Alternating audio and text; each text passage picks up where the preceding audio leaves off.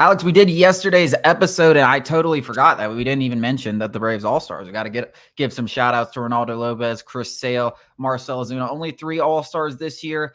I didn't really think – I mean, the only one that I think you could consider a snub is Max Fried. I think he deserves to be an All-Star. I mean, he's having a fantastic season, especially when you consider where he was and after those first 2 starts. So I think Max Fried, maybe he gets in because someone doesn't pitch or doesn't get injured. I think he should be, 1A alternate if someone does go there. But outside of that, I mean, couldn't make a case for anyone offensively. No. There's no doubt about that. And pitcher-wise, I think Raisel Iglesias and Jesse Chavez, like, God, there's just so many bullpen arms. Like, this is the one thing that I have a problem with the All-Star game. I've mentioned it a few times, but, like, there needs to be like 25 reliever spots. Like the fact that they treat it as like, there's only 10 relievers that can make it, like, because it just becomes the same guys every single year. And they just do it based on like name values and how hard they are to hit rather than numbers. Like a guy like Jesse Chavez is never going to get in on that, even though he's having an all-star campaign kind season. Raisel Iglesias does have great stuff and is having a fantastic season, but there's just not enough bullpen spots. There's 50 guys that probably belong in the all-star game that are relievers over their first half of the seasons. And there's, I don't know, the 12 spots maybe. They need to have more reliever spots, in my opinion. Even if it's just to like go there and hang out, because you can't pitch. You can't pitch them all, but like I guarantee you, Jesse Chavez would go and have some fun. I think most of it is just going and having fun. Like the game is pretty much every single game. It's secondary at this point in every single major sport. It's mostly a congregation of guys, and we're gonna go have fun in whatever city where the All-Star game is. That's really is. It's honestly, well, this isn't like a hot take. This is a very cold take. Everyone's really interested in the home run derby more than the All-Star game. I mean, and even that's lost. The home run derby is by far the biggest draw in any of the big fours, All-Star festivities. Slam dunk contest has been rendered useless. You got G leaguers in it. I like the home run derby a lot.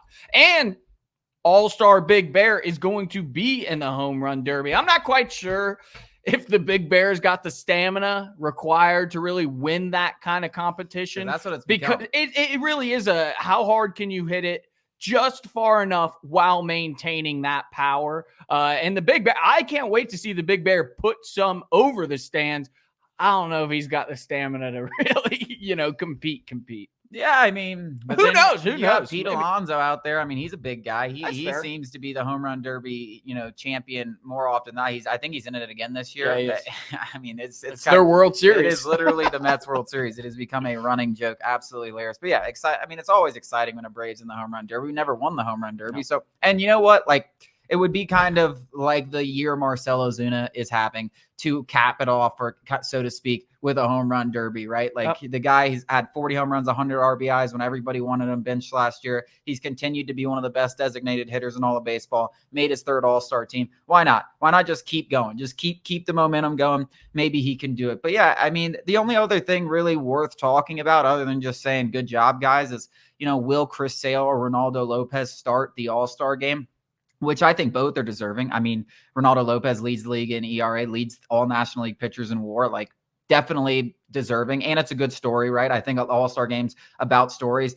Chris Sale is arguably your leader in the clubhouse for the Cy Young, leads in FIP, leads in WHIP, leads in K to BB ratio, just having an unbelievable season. And he's coming off 5 years where he was basically not himself, and all of a sudden he's having. So another good story.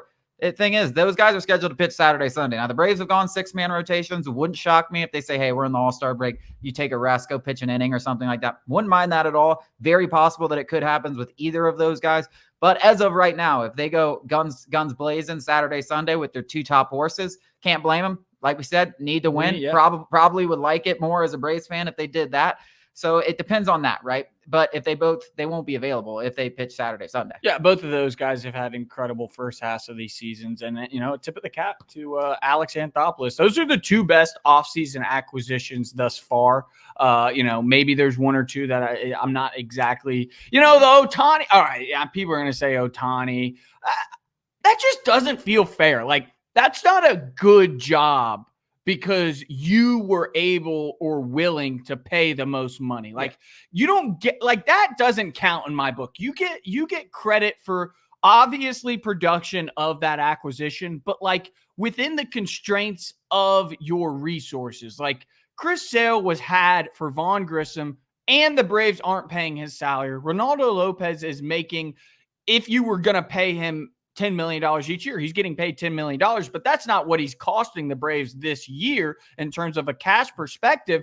I think if you want to compare it to like resources used to production in terms of WAR, whatever you wanted to use, those are two by far the best offseason acquisitions. It's not even close. It frankly is not even close. And I don't know what kind of bump. I don't know what Ohtani pays the WAR people to give him the WAR that he gets, considering he's a DH. It makes absolutely no sense. Well, it's not Ohtani. It's MLB. I know, but no, it's whatever the WAR formulas they give. But I mean, listen, the guy's having an unbelievable year. I just would say, if you were saying bang for your buck, I would rather have Chris Sale or Ronaldo. Not even bang for your buck. No, just like who's been a more valuable player. Ronaldo Lopez has a 1.71 ERA and has been a lifesaver for the Atlanta Braves. Chris Sale has arguably been the best pitcher up there with any in both of them up there with any in baseball. I would say that's just as valuable. But you go look at WAR, Ohtani's way more valuable, and he doesn't play defense. Doesn't make any sense. I think Ohtani's the best player in baseball when he can pitch, and he's up there with a top 5, top 10 player. There's no doubt about it. I just think, those two guys over this season, what they've done, especially considering what you got for him. I mean, like, as much as I want to bash Alex Anthopoulos for some of the deals he makes, I mean, it's these kind of deals that are they're so good. They're so good that it's like, I could never say a bad word about that name. And frankly, that's why people like hate when I do say a bad thing. His bad moves pale in comparison to some bad moves where, like, you look at that guy that you traded and he's an all-star and your guy is a tomato can. Like, the guys we traded for or let go are obviously still having success, but it's not like the guys we got are tomato cans. Yeah, I completely agree with you. I mean, but it's really these deals where he gets them. Yeah. And I wrote about it just on the site, but Raisel Iglesias and Jesse Chavez, who I mentioned as two potential all-star games, like, those guys were included in the same 2022 MLB deadline deal that also included Tucker Davidson. Since 2022, both right around 2 ERAs, over close to 200 innings pitched. And you gave up a guy who is no longer with the Angels organization, and all you had to do is take on a little cash. It's those kind of deals that have just been, there's so much surplus value that they've gotten from them that it's like, you can't really say a bad thing about what Alex Anthopoulos has done. He's so efficient with his dollars and cents and WAR and things like that. The roster spots themselves. Alex Anthopoulos is just so efficient. He's so lean. He keeps the roster lean.